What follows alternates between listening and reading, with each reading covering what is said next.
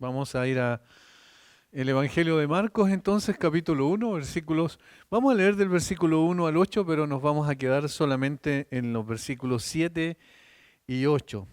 Ya vendría siendo la quinta exposición, si mal no recuerdo, del Evangelio. Estamos agradecidos al Señor porque la verdad es que cuando uno empieza el estudio de algún libro, ve una cierta parte nada más, ve un panorama general, tiene una estructura el libro, pero luego empieza a ver algunos detalles muy significativos y también tan pertinentes para todos los tiempos. Eso es lo bueno de la Biblia. La Biblia no solo tiene un mensaje, tenía un mensaje en aquellos tiempos contextualmente en términos históricos, sino que tiene un mensaje permanente para todos los tiempos. Eso es lo que lo diferencia obviamente de cualquier libro que nació en la mente de los hombres. Evidentemente la Biblia nació en la mente perfecta de Dios. Principio del Evangelio de Jesucristo, Hijo de Dios.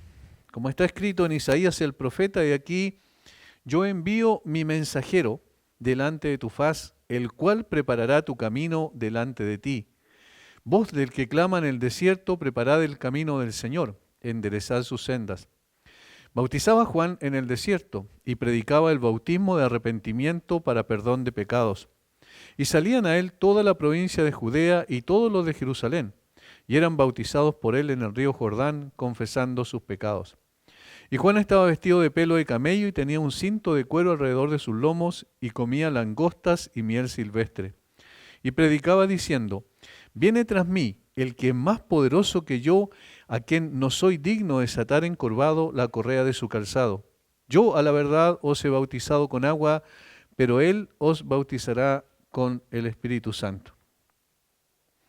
El ministerio de Juan el Bautista, como bien sabemos, fue profetizado ya por el profeta Isaías, por el profeta Malaquías en diferentes épocas en el Antiguo Testamento, por allá por el año 700 aproximadamente antes de Cristo por el profeta Isaías, por allá por el año 450 aproximadamente por el profeta Malaquías. Y cada uno de ellos apuntó a que era necesario, según el plan de Dios, que viniese un precursor, es decir, una persona que viniera primero delante del Señor con el propósito de preparar el camino, como se preparaba en las regiones orientales los caminos cuando había un rey que iba a venir o una comitiva real que iba a pasar por un lugar o iba a visitar una ciudad, se tenía que allanar ese camino, se tenía que preparar y mejorar sustancialmente para que la comitiva real pudiese pasar. Y entonces usando esta costumbre oriental, también los profetas habían anunciado que vendría un mensajero. Eso lo tenemos en el versículo 2 y 3. Como está escrito en Isaías el profeta, de aquí yo envío mi mensajero delante de tu faz, el cual preparará tu camino delante de ti. Eso es Malaquías. Voz del que clama en el desierto, preparad el camino del Señor, enderezad sus sendas. Eso es Isaías. Ahora, en este sentido, el ministerio de Juan el Bautista, anunciado previamente con tanta anticipación, llegó a poder plasmarse en una realidad en un momento determinado de la historia, y esto es lo que está diciendo Marcos. En los versículos 4 y 6 al 6 que vimos el jueves pasado, hablamos sobre lo que él predicaba, dónde lo hacía, particularmente cuál era su mensaje primario, porque el mensaje secundario lo vamos a ver en el día de hoy, o más que secundario, el mensaje principal lo vamos a ver hoy, pero el primero, el que preparaba el camino, que es el corazón de las personas, era este mensaje de arrepentimiento, versículo 4, y las personas se acercaban a Juan para que los bautizara en un bautismo que era similar a los bautismos que se hacían respecto a los prosélitos, es decir, a los gentiles, a los no judíos que se arrimaban y creían en el judaísmo y entonces tenían un bautismo donde eran una sola vez bautizados, una sola vez sumergidos en el agua. En este caso, entonces, la importancia de esto era que el Señor y Juan en particular como un profeta de Dios consideraba que todo el pueblo de Israel era una especie, digamos, no eran diferentes a los gentiles y tenían la misma necesidad, la necesidad del arrepentimiento, lo que los israelitas nunca podían reconocer eso porque para ellos ya tenían un lugar especial en el reino de los cielos. No obstante, aquí la predicación, el llamado al arrepentimiento y a la confesión de pecados era para todos, incluyendo los israelitas. Juan no tenía una característica especial en cuanto a su vestimenta, no era particularmente atractivo por eso, porque como dice el versículo 6, estaba vestido de pelo de camello y tenía un cinto de cuero alrededor de sus lomos y comía langostas y miel silvestre. Vivía en el desierto, por lo que muestran al sur del desierto de Judea, ahí estaba Juan. Muchos lo han comparado con los esenios y diciendo que Juan era un esenio, una especie de asceta, es decir, una persona que se iba hacia los lugares apartados y allí se alimentaba, como dice allí, de langostas y miel silvestre y se privaba de todo, de todas las cosas que normalmente las personas no lo hacen. Pero el ministerio de Juan tiene una importancia, Juan el Bautista tiene una importancia muy, muy, muy radical respecto hacia dónde él estaba apuntando. Y eso es lo que yo quiero que veamos en el día de hoy. El ministerio de Juan viene siendo el estándar desde la perspectiva humana de lo que es un profeta de Dios, un heraldo del rey. No hay ningún predicador que nosotros veamos en la Biblia que se asemeje a Juan el Bautista. Podríamos compararlo con los profetas del Antiguo Testamento, Jeremías, Elías, Ezequiel, pero no hay un estándar como el de Juan el Bautista. De hecho, el mismo Señor Jesucristo dijo que Juan el Bautista era distinto a todos los demás profetas y era el más grande, el más importante de los profetas de Dios. En Mateo capítulo 11, versículos 7 al 11, el Señor dijo lo siguiente respecto a Juan. Mateo 11, versículos 7 al 11. ¿Qué salisteis a ver al desierto? ¿Una caña sacudida por el viento? ¿O qué salisteis a ver a un hombre cubierto de vestiduras delicadas? He aquí, los que llevan vestiduras delicadas en las casas de los reyes están. ¿Pero qué salisteis a ver? ¿A un profeta? Sí, os digo, y más que un profeta. Porque este es de quien está escrito: he aquí yo envío mi mensajero delante de tu faz, el cual preparará tu camino delante de ti. De cierto os digo, entre los que nacen de mujer no se ha levantado otro mayor que Juan el Bautista. No se ha levantado otro mayor que Juan el Bautista, y allí lo está colocando en una posición particularmente importante. Lo está colocando sobre todo el resto de los profetas. ¿Por qué esa importancia tan grande? ¿Por qué el Señor habla de Juan el Bautista en ese sentido? Porque obviamente ningún profeta del Antiguo Testamento, ninguno, absolutamente ninguno, fue escogido para una tarea tan crucial como la tarea de Juan el Bautista. Porque aquí se trata no solo de hablar en nombre de Dios, que es lo que hacía un profeta, en nombre de Dios hablaba al pueblo, era escogido por Dios, apartado por Dios, tenía comunión con Dios y luego entonces entregaba el mensaje que Dios le daba, ese era un profeta. Sin embargo, Juan el Bautista fue el precursor de Cristo. Fue un hombre particularmente llamado a una tarea que ningún otro profeta había sido llamado a realizar. Por lo tanto, si había un hombre que podía jactarse de su posición y de su elección en particular, y de su trabajo y de su misión que él iba a cumplir, era precisamente Juan el Bautista. Fue escogido desde el vientre de su madre para ser quien vendría a cumplir la profecía de Isaías y Malaquías. Eso es lo que dice Lucas en el capítulo 1, como ya lo hemos visto. Es decir, el Señor hizo un milagro en el vientre de su madre, Elizabeth, para que concibiera un hijo, porque era estéril. Desde ese mismo momento fue lleno, desde el vientre de su madre, del Espíritu Santo, dice. No hay ningún otro, obviamente, ni siquiera los profetas del Antiguo Testamento, alguno de ellos que pudiese destacarse en este sentido particular. Dios quiso hacer un milagro en el vientre de su madre, lo trajo permitió la concepción, hizo un milagro y ese milagro vendría siendo lo que era Juan el Bautista posteriormente. Él sería el precursor, el heraldo del rey que venía, o el mensajero que prepararía el camino del mismo Señor. Se le dio el privilegio exclusivo de ser quien iría adelante anunciando la llegada del Mesías, la consolación de Israel, como también se le denominaba la esperanza del Mesías. Ningún profeta podía igualar tal ministerio. Por lo tanto, si había alguna persona que podía sentirse orgulloso de su posición, era Juan el Bautista. Multitud de personas se aglomeraban alrededor de él para escuchar su mensaje. Eso dice, por ejemplo, Mateo 3, eso dice Lucas 3 cuando habla de Juan el Bautista. Ahora, Marcos es bastante sucinto lo que dice respecto de él, pero obviamente todos los demás, o los dos evangelistas que yo acabo de mencionar, Mateo y Lucas, sí hablan en forma más extensa, más en detalle de lo que significaba que mucha gente fue al Jordán, vino como una especie de, comillas, avivamiento espiritual en ese sentido, y Juan llegó a ser visto como el autor de ese avivamiento espiritual. Aunque era la antítesis de lo que se consideraba un líder espiritual de su tiempo, sin embargo, atrajo a muchos, atraía a muchas personas y atraía las miradas de muchas personas hacia él. Podemos enumerar una serie de hechos que evidencian que el ministerio de Juan tuvo un éxito extraordinario desde esa perspectiva. Primero, se produjo una impresión general y profunda en la gente que acudía en masa al Jordán donde él predicaba y bautizaba. El mensaje de Juan era distinto. Los rabíes de ese tiempo, los maestros de ese tiempo, los del judaísmo particularmente, nunca traían un mensaje de esa naturaleza.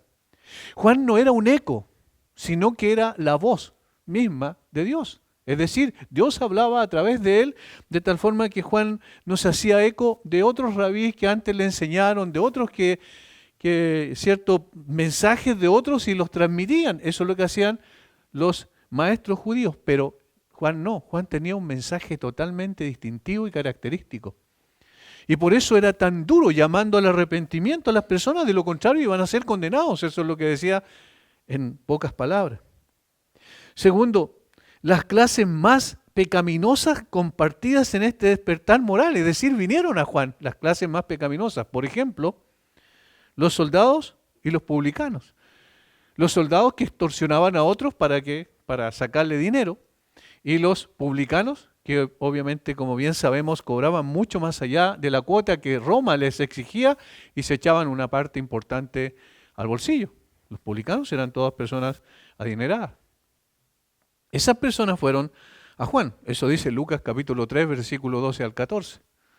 Ellos preguntaron, ¿qué haremos entonces? Si Juan les decía lo que tenían que hacer, y obviamente esas personas inmorales, por decirlo así, se acercaron a Juan también, lo cual era extraño porque normalmente no tenían un deseo de escuchar un mensaje de esa naturaleza.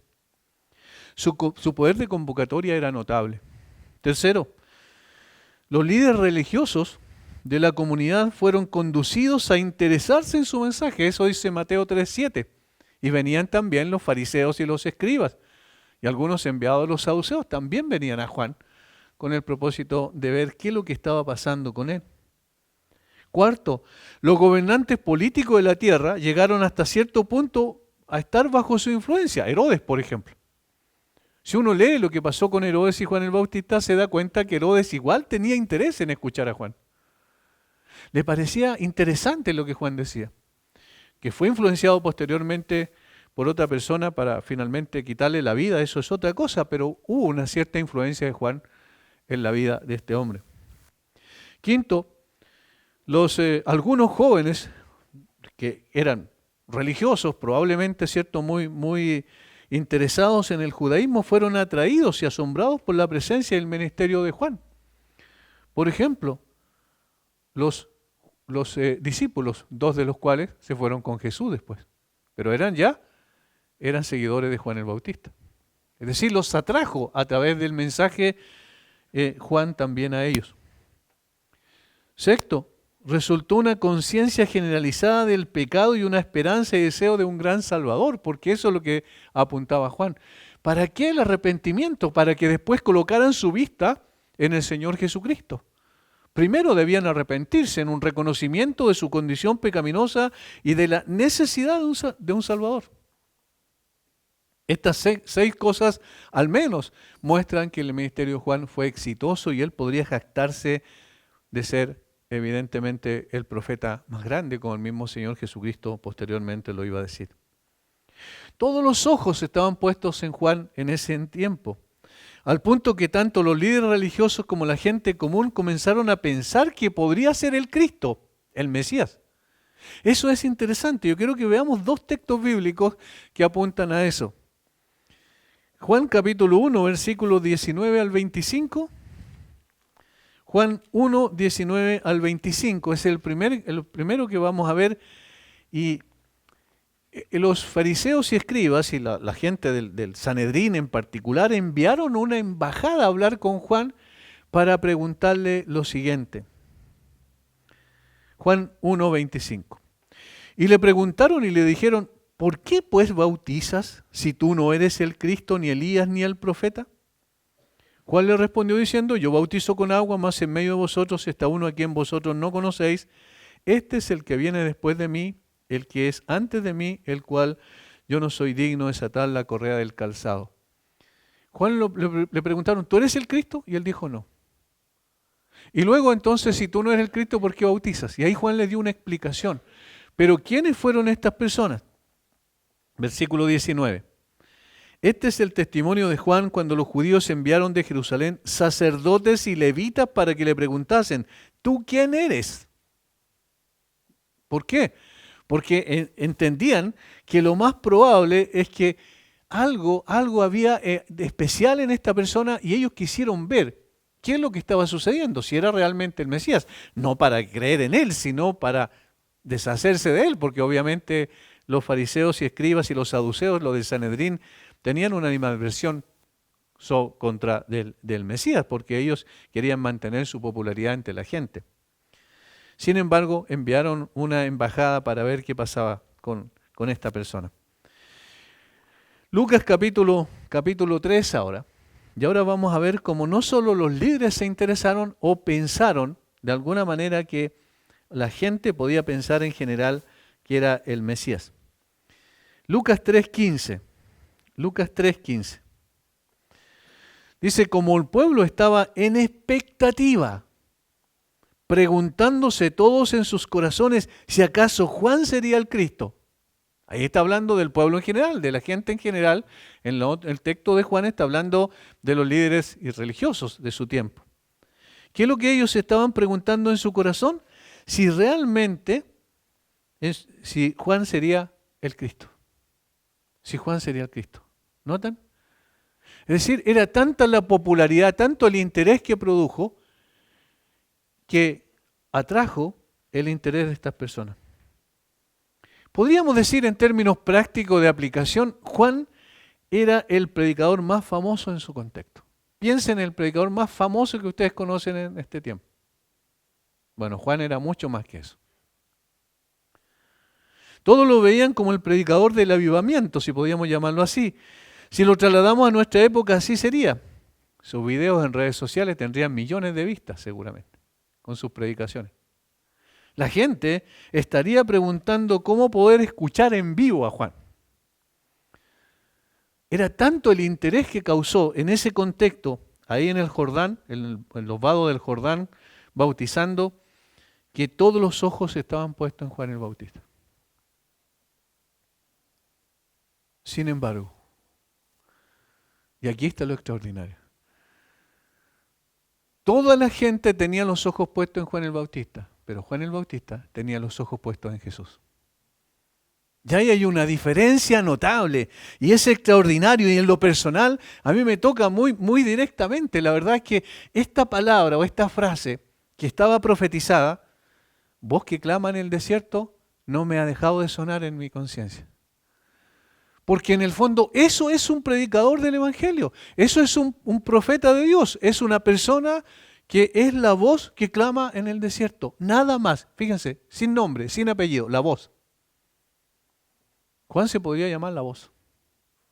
Y la voz que clama en el desierto. Porque él nunca apuntó a sí mismo. Eso es lo extraordinario.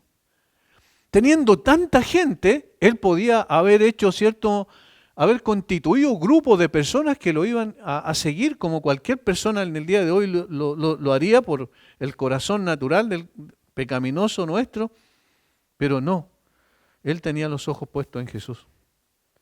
Fue en el contexto en que la gente creía que podría ser el Cristo cuando todos los hombres reflexionaron en sus corazones si Juan era el Cristo o no, que anunció la venida de uno más fuerte, más grande, más poderoso, más digno que él. Al silenciar así rápidamente un susurro tan honorable para él, porque obviamente qué maravilloso, era el portavoz del mensaje más importante. He aquí viene el rey, eso es lo que decía un heraldo. Prepárense para recibir al rey. Esto demostró cuánta convicción había en su corazón. Que tal como la profecía lo había anticipado, él era simplemente una voz que clama en el desierto, un amigo del novio, como dijo después, no el novio. Por lo que llamó la atención de todos para que miraran a Jesús. Él no vino para que lo conocieran a Él, lo siguieran a Él, lo amaran a Él, lo sirvieran a Él. No, Él vino para que hicieran eso con Jesús. Jesús era la razón de su existencia, el fin de su ministerio, el propósito que tuvo Dios para llamarlo a su servicio. Era Jesús, no se trataba de Juan el Bautista. Y hermanos, eso es muy importante. El cristianismo no se trata de tal o cual predicador. El cristianismo se trata de Jesús. Él es el corazón, el centro, es la razón. Por eso es tan importante que nosotros reflexionemos sobre esto. Este hombre es un estándar. Desde el punto de vista humano, es una apreciación que tenemos que tener de este hombre común y corriente, tan sencillo y tan simple que se vestía de una manera que nadie podía atraerle, ¿cierto?, la forma de sus vestiduras. Era un hombre tosco en un sentido, podríamos decir. Sin embargo, tenía muy claro por qué estaba ahí y para qué estaba. Por tanto, él predicó: viene tras mí el que es más poderoso que yo, a quien no soy digno de desatar encorvado la correa de su calzado. Yo a la verdad os he bautizado con agua, pero él os bautizará con Espíritu Santo. Lucas lo registra así: yo a la verdad os bautizo en agua, pero viene uno más poderoso que yo, de quien no soy digno de desatar la correa de su calzado. Él os bautizará en Espíritu Santo y fuego. Lucas 3:16. Y Juan el apóstol dice que Juan el Bautista respondió a los líderes religiosos: yo bautizo con agua, mas en medio de vosotros está uno a quien vosotros no conocéis. Este es el que viene después de mí, del cual yo no soy digno de desatar la correa del calzado. Juan 1:26 y 27. ¿Lo notan? ¿Se nota el énfasis? ¿Se nota hacia dónde está apuntando Juan? Se trata de él, le está diciendo: miren, no me miren a mí, en el fondo se trata de él, mírenlo a él. Y predicaba diciendo: viene tras mí el que es más poderoso que yo, a quien yo no soy digno de desatar encorvado la correa de su calzado. Yo a la verdad he bautizado con agua, simplemente eso, pero él lo bautizará con Espíritu Santo. Hay una diferencia notable. Y en una forma de contraste, él va a explicar que tienen que mirar a Jesús y las razones por las cuales tienen que mirar a Jesús. Miren a Jesús, no a mí, está diciendo. Yo soy simplemente una voz, un heraldo que fue llamado para anunciar al rey. Y un heraldo nos llama la atención sobre sí mismo, sino sobre el rey. Este es el mensaje que proclama un hombre que ha entendido la razón de ser de su ministerio. A Cristo es al que hay que apuntar en todas y cada una de nuestras exposiciones, que sea evidente quién gobierna sobre la iglesia. Que cualquier persona que entra a nuestra iglesia pueda entender de inmediato que todo se trata de Cristo y no de la persona que está delante. A eso debemos llegar. Esa es una iglesia bíblica. Una iglesia bíblica es que se hace evidente una persona que está 5 o 10 minutos siquiera en una iglesia que se trata de Cristo y no de la persona que está delante. Eso es lo que hay que destacar siempre, y nosotros mismos debemos mirarnos en el espejo de la palabra y decir: no, yo no tengo nada que ver aquí, es el Señor. Y simplemente yo soy esa voz que clama en el desierto. No hablamos de nosotros, no nos predicamos a nosotros mismos. Que todos sepan que Cristo es el Evangelio y el Evangelio es Cristo. Que la iglesia es de Cristo y ha sido concebida para Cristo. Eso es lo que Juan nos está diciendo. Nos está enseñando en términos prácticos. Hacia allá está apuntando todo lo que él está diciendo. Fácil sería para él, ¿cierto?, decir: síganme a mí. De hecho, era tentador, muy tentador: síganme a mí. Pero no. Cuando vio a Jesús, ¿qué dijo? He aquí el Cordero de Dios que quita el pecado del mundo. Cuando posteriormente 2 de sus discípulos lo vieron, y que él dijo, ¿qué dijo él nuevamente? He aquí el Cordero de Dios, y 2 de sus discípulos se fueron con Jesús. Cuando le dicen, allá al otro lado hay también una persona que bautiza respecto a Jesús, y él dijo, bueno, es necesario que él crezca y que yo mengüe. ¿Se dan cuenta?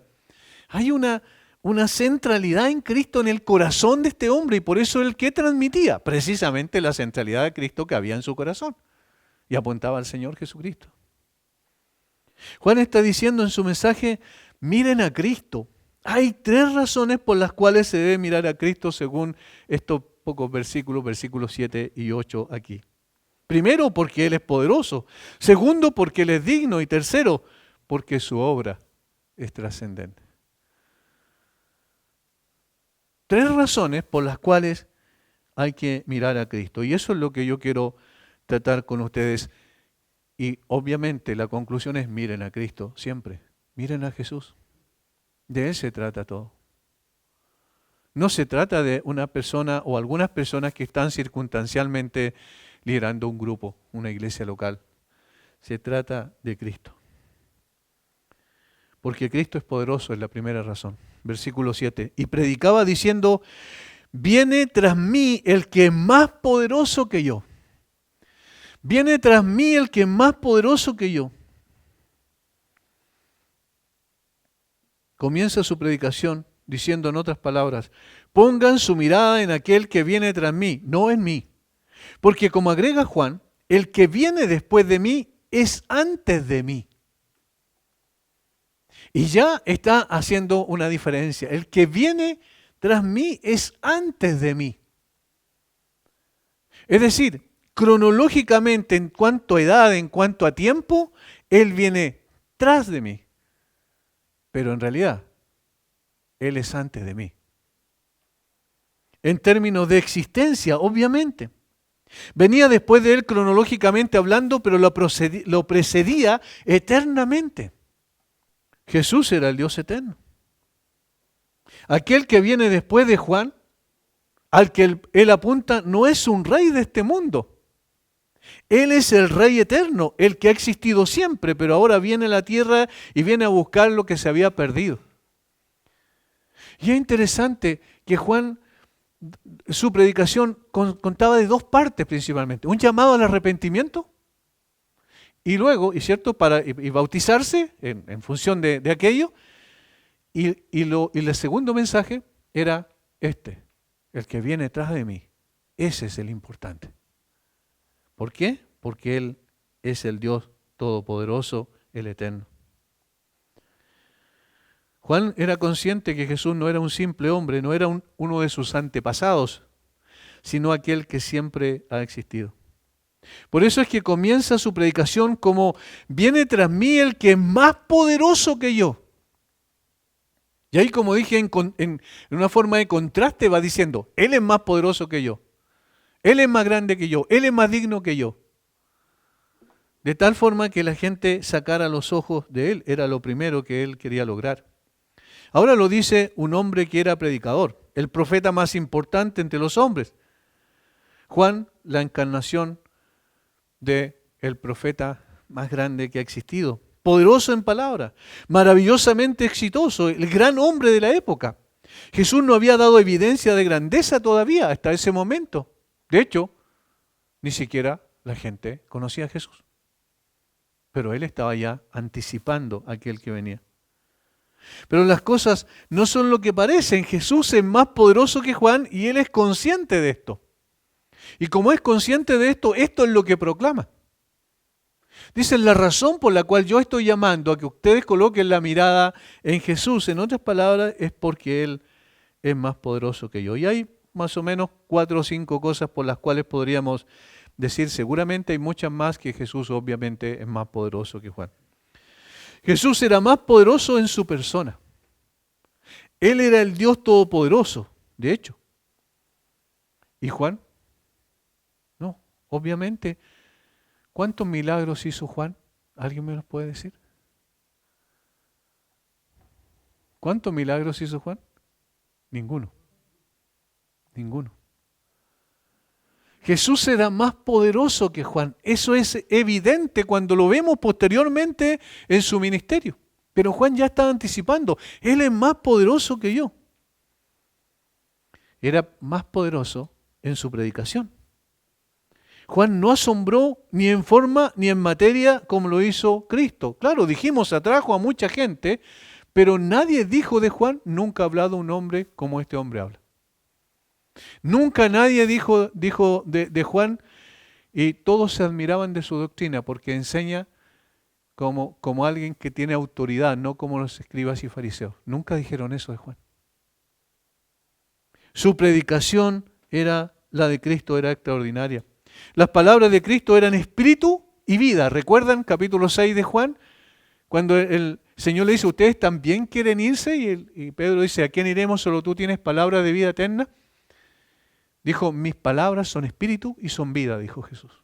De Juan no se podía decir eso, porque era un hombre, era un predicador, pero no era el Dios Todopoderoso.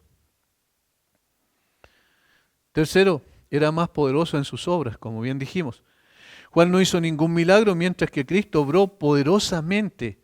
De hecho, anduvo por todo Israel haciendo bienes. En su ministerio de 3 años y fracción, Él llenó Israel de obras extraordinarias.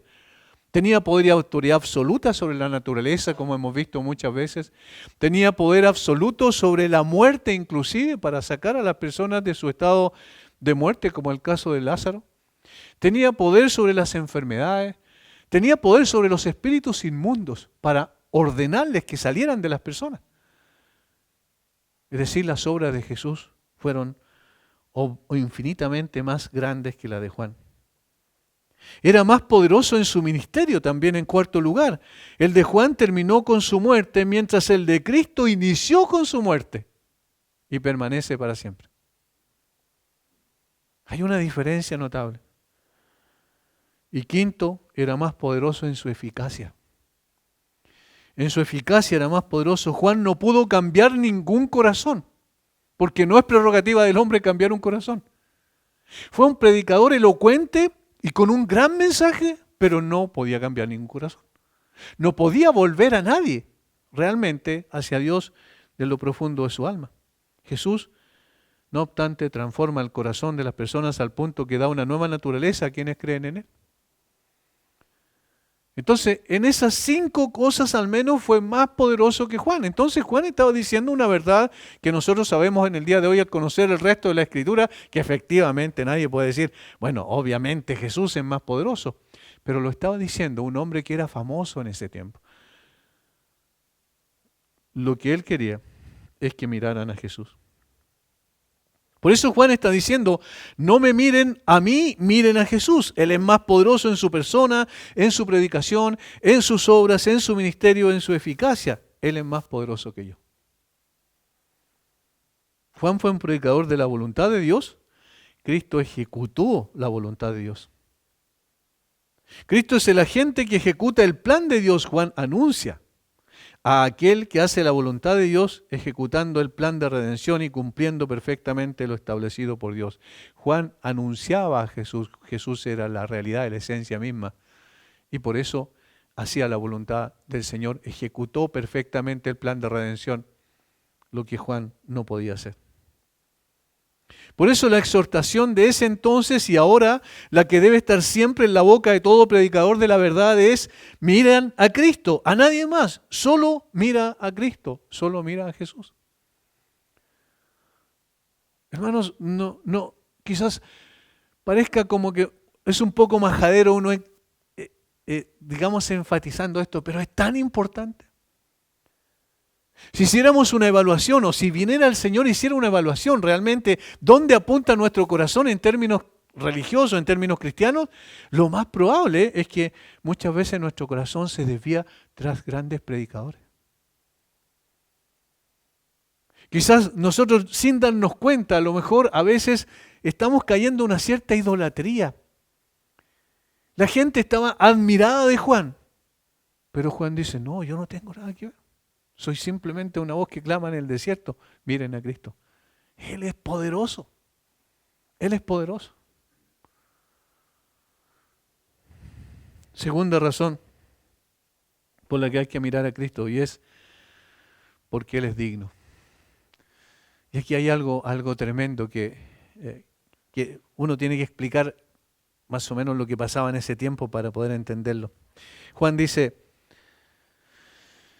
¿a quién no soy digno de desatar encorvado la correa de su calzado? Esa frase. ¿A quién no soy digno de desatar encorvado la correa de su calzado? Qué frase más extraordinaria, porque revela en toda su esencia el corazón de este hombre, de este predicador, a quien se le había dado tan alta dignidad de ser el precursor del Mesías. Ningún hombre podría igualarse a Juan el Bautista en ningún sentido respecto al desarrollo del plan de Dios, ninguno. Porque era el heraldo del rey en términos superlativos. Sin embargo, se mira a sí mismo y luego mira a Cristo y exclama, no soy digno de realizar la labor más insignificante, porque el rey es demasiado grande y glorioso para que me permita hacerlo. La costumbre de desatar la sandalia de los pies de un adorador oriental era antigua e indispensable. Se observa comúnmente en visitas a grandes hombres. Las sandalias se quitan en la puerta y se dejan allí o se dan a un sirviente para que la lleve, esa es la costumbre oriental. La persona que lo llevaba era un siervo doméstico, el más inferior, o un asistente de un hombre de alto rango para cuidarlo y devolvérselo después. Este era el trabajo de los siervos entre los judíos. Y se consideraba tan servil que se pensaba que era demasiado mezquino para que lo hiciera un erudito, un discípulo de un maestro, excepto desatarle la correa de sus zapatos. Es decir, eso no se consideraba digno ni siquiera de un siervo. ¿Y qué es lo que está diciendo Juan aquí? Juan pensó que era un honor demasiado grande para él hacer eso por Cristo. Es demasiado honor, es decir, yo ni siquiera me pasa por la cabeza desatar la correa del calzado de Cristo porque es un honor muy grande para mí. Yo no soy digno de eso.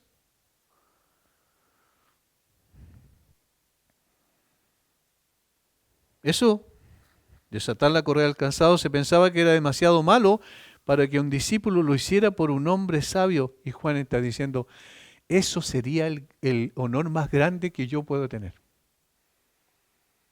Miren dónde se coloca este hombre. No se coloca arriba en la cabeza, no dice yo soy el importante aquí, sino que está diciendo la cosa más insignificante que hacía el siervo más inferior en una casa. Si yo lo hiciera, sería el honor más grande y yo no soy digno de eso. En otras palabras, ¿quién soy yo para desatar la correa del calzado de mi Señor? Lleno de gloria, de majestad, de honor y grandeza. Es un privilegio demasiado grande para mí. ¿Saben? La consideración de siervo que tenía Juan era tal y la visión tan alta que tenía de Cristo lo hacía aparecer a él como una persona que si se le diera solo esa tarea, él lo pensaría dos veces para hacerlo porque él no se consideraba digno de aquello. Hermanos, el servicio más humilde que podamos hacer para el Señor es un privilegio absolutamente inmerecido. Cuando pensamos en la dignidad de aquel a quien servimos, ese es el punto en cuestión. Es un privilegio demasiado grande y la verdad es que durante tiempo muchas veces, lamentablemente el cristianismo pasó por estos tiempos en nuestro propio país, donde las peleas, discusiones, diferencias que habían en la iglesia eran precisamente por cargos en la iglesia. Por cosas que no tienen ninguna importancia, como si una función o un cargo fuera más importante que otro. Y Juan está diciendo, ¿saben? Si a mí se me permitiera hacer el trabajo más insignificante que la sociedad considere que es el más bajo, yo me miro ahí y no puedo. No, yo no sería digno de hacer eso, porque es demasiado grande aquel a quien yo le hago ese servicio. ¿Se dan cuenta que la frase de Juan, a quien yo no soy digno de desatar la correa encorvado de su calzado, Juan está diciendo, Él es demasiado digno para mí, yo soy indigno. Hermanos, no, es absolutamente absurdo que nosotros discutamos y nos peleemos o hagamos elecciones y no nos conformemos con las elecciones como se producía durante tanto tiempo. Eso porque alguien no me escogió a mí para que yo fuera la persona que estuviera adelante. O no me escogió a mí para tal o cual función.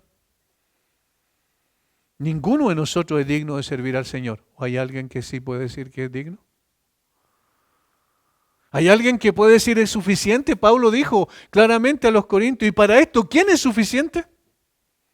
Cuando habló precisamente del servicio. Por lo cual, si Él nos permite la labor más insignificante que se considere en términos humanos, entonces debemos sentirnos privilegiados por eso. Limpiar los baños. ¿Quién dijo que era una función baja? El punto es, ¿para quién se limpia los baños? ¿Entienden la dignidad de eso? Es decir, para servir al Señor. Y Él es digno. Entonces aquí hay una consideración correcta, barrer el piso, predicar, orar, enseñar, visitar o cualquier labor que hagamos para el Señor, todo aquello es siempre un privilegio inmerecido porque a quien servimos es el Rey, el único digno. Entonces Juan está diciendo, miren, Él es tan grande, ¿cómo me van a mirar a mí? ¿A quién le importa quién desata la correa del calzado? ¿Qué es lo que le importa o debe importarle? ¿A quién se le desata la correa? Y eso es lo que Juan estaba diciendo aquí. Yo soy indigno de eso. Y la verdad es que él era un predicador extraordinario y el hombre, como dije al principio, llamado a ser único en la historia de la humanidad y en el plan de Dios. Pero él dice, yo no puedo. Soy indigno. Fue así como lo sintió Juan el Bautista. Sintió que había ángeles grandes y fuertes que hubieran considerado un honor que se le permitiera desatar la correa de los zapatos del Señor. Un ángel del cielo lo haría con gozo. Y sería un honor para él. Para un ángel santo, imagínense lo que significa para un hombre común y corriente, con pecado todavía en su corazón. Y aunque el Señor podía tener siervos tan puros como los ángeles, no obstante, lo había escogido a él, un simple hombre, para anunciar la venida del Rey de Reyes y Señor de Señores. Y por eso él queda en esa condición de humildad delante de la grandeza y la magnitud y la gloria y la majestad del Rey de los cielos. Hermanos, si alguien viene a picar leña o viene a cortar leña, este es el pensamiento que debe haber en nuestro corazón. ¿Para quién lo hacemos? ¿A quién se lo hacemos? Si se limpian los vidrios, ¿para quién se limpian los vidrios? No para una persona o algunas personas que estén en el liderazgo de la iglesia, sino para el Señor, para el dueño de la iglesia. Porque ¿quién murió por nosotros? ¿Quién derramó su preciosa sangre? ¿Quién perdonó nuestros pecados? ¿Quién nos sacó de la miseria en la condición en la que nos encontrábamos? ¿Quién cambió nuestro corazón? ¿Quién nos dio una nueva naturaleza? ¿Quién nos adoptó como sus hijos? ¿Quién nos reconcilió con el Padre? Él. Y entonces a Él servimos. Él es digno. Quizás uno de los textos más impactantes que tenemos de aquello en las Escrituras es Apocalipsis capítulo 5. Y se le permitió a Juan, no el Bautista, Juan el apóstol, poder ver esta escena en el cielo. Apocalipsis capítulo 5, versículos 1 al 14. Y vi en la mano derecha del que estaba sentado en el trono un libro escrito por dentro y por fuera, sellado con 7 sellos. Y vi a un ángel fuerte que pregonaba a gran voz, ¿quién es digno de abrir el libro y desatar sus sellos? Y ninguno, ni en el cielo, ni en la tierra, ni debajo de la tierra, podía abrir el libro ni aún mirarlo. Y lloraba yo mucho, porque no se había hallado a ninguno digno de abrir el libro, ni de leerlo, ni de mirarlo. Y uno de los ancianos me dijo, no llores. He aquí que el león de la tribu de Judá, la raíz de David, ha vencido para abrir el libro y desatar sus 7 sellos.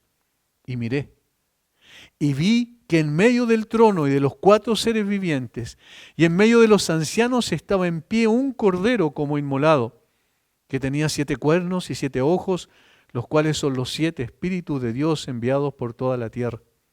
Y vino, y tomó el libro de la mano derecha del que estaba sentado en el trono. Y cuando hubo tomado el libro, los 4 seres vivientes y los 24 ancianos se postraron delante del Cordero. Todos tenían arpas y copas de oro llenas de incienso, que son las oraciones de los santos.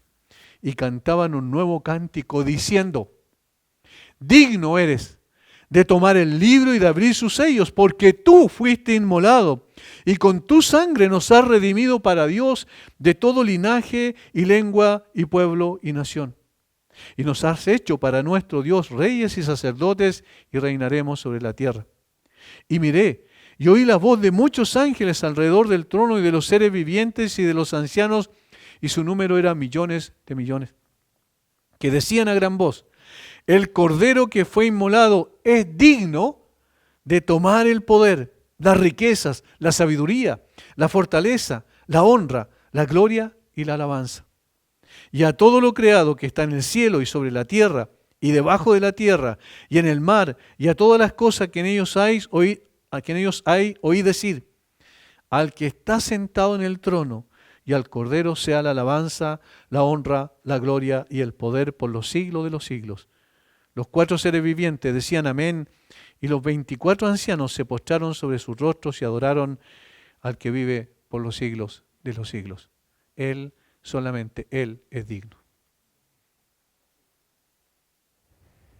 Finalmente, versículo 8. ¿Por qué solo hay que mirar a Cristo? Porque su obra es trascendente.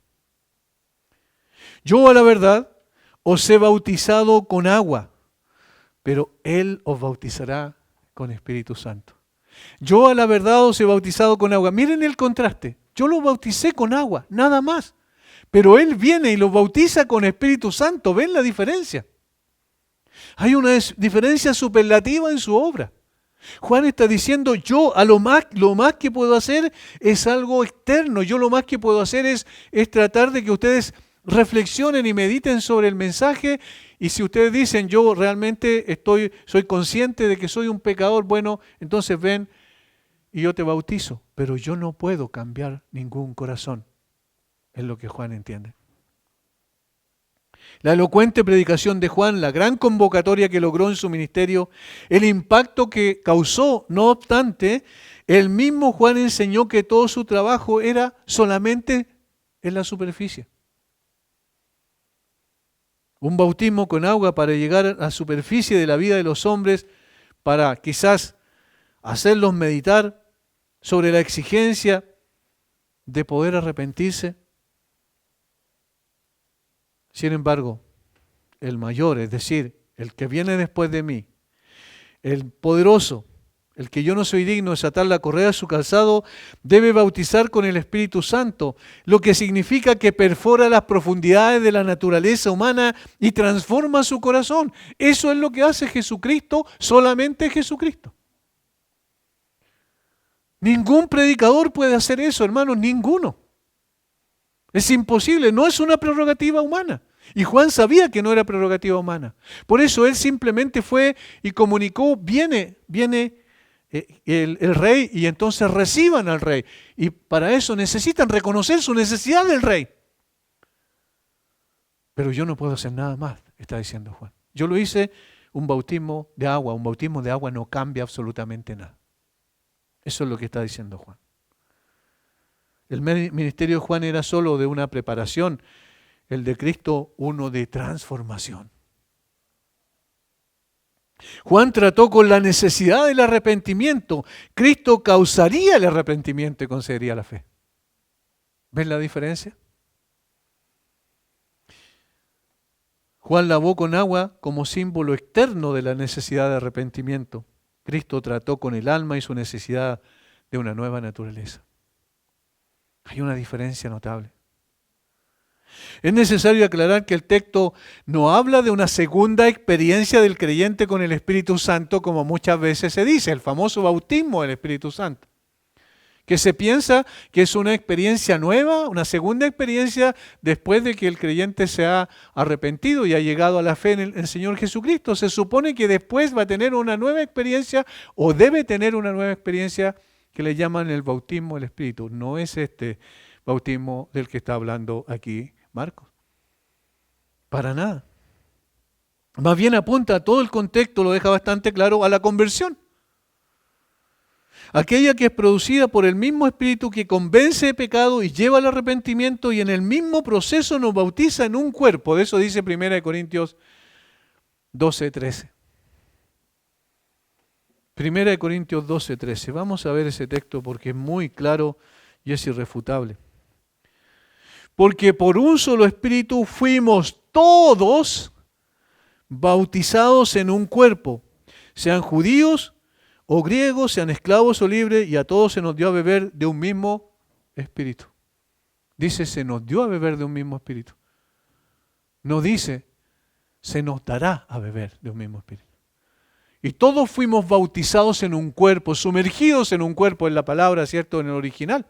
Por lo tanto, lo que aquí Marcos está diciendo no tiene nada que ver con ese tipo de enseñanza que se supone que el creyente necesita después de la conversión. Alguien escribió al respecto. La declaración de Juan relacionada con el Espíritu Santo debió haber emocionado los corazones de los judíos fieles que le oían predicar. En consonancia con las promesas del Antiguo Testamento, ellos esperaban el día en que Dios cumpliera esta promesa. ¿Cuál promesa? Esparciré sobre vosotros agua limpia, y seréis limpiados de todas vuestras inmundicias, y de todos vuestros ídolos os limpiaré. Os daré corazón nuevo y pondré espíritu nuevo dentro de vosotros. Ezequiel 36, 25 y 26. En aquel día sus corazones al fin serían bautizados en el mismo poder y persona de Dios. Jeremías 31, 33.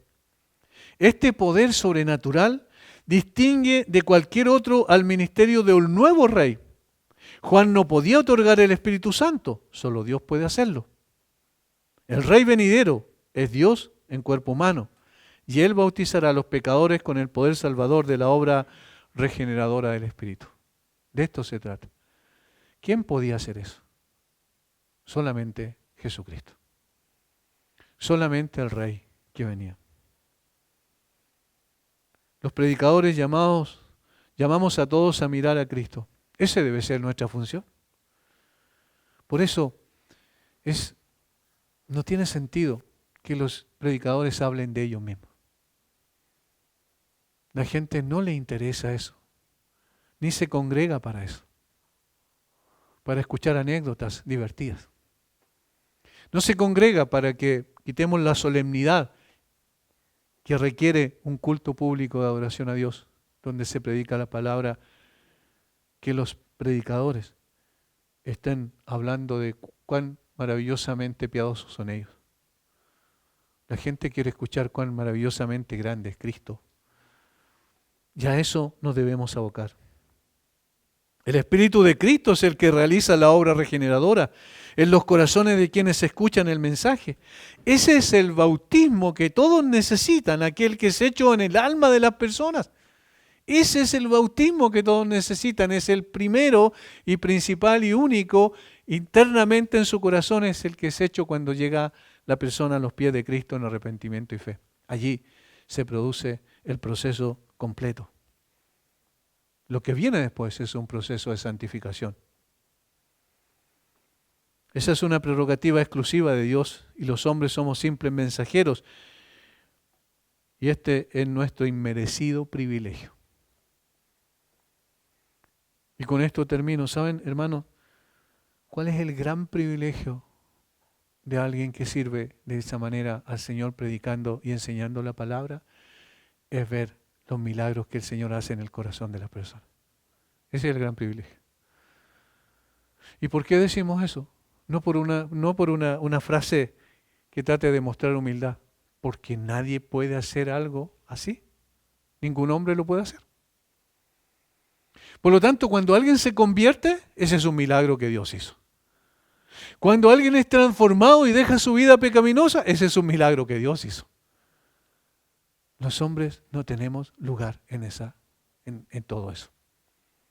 Y una de las cosas que siempre me impactó fue que cuando se erigió, por ejemplo, el tabernáculo de reunión, cuando se erigió el templo de Salomón y se consagró uno y otro, cuando el Señor descendía, los sacerdotes que estaban ministrando en ese lugar tenían que salir, porque no había espacio para los hombres.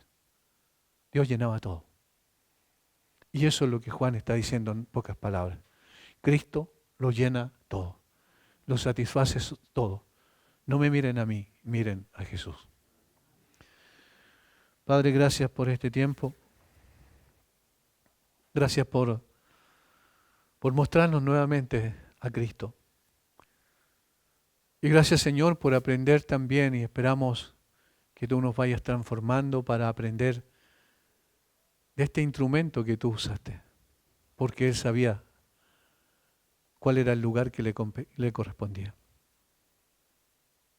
Y Él sabía a quién tenía que proclamar, que era solamente a Cristo. Gracias, Señor, porque tú hiciste la obra completa, tú la planificaste, Padre, y Jesucristo la ejecutó en perfección, y tu Espíritu Santo la aplica a nuestro corazón. Padre, oramos que esta iglesia sea una iglesia bíblica siempre. Y para que eso sea posible, Cristo tiene que ser el centro. Ayúdanos a mirar a Cristo siempre, Señor. Y quienes pasamos por esta iglesia, solo seamos eso, personas que éramos simplemente una voz que clama en el desierto, pero que Cristo sea permanentemente en el corazón de cada uno de los creyentes. Ese es el objetivo, no hay otro propósito.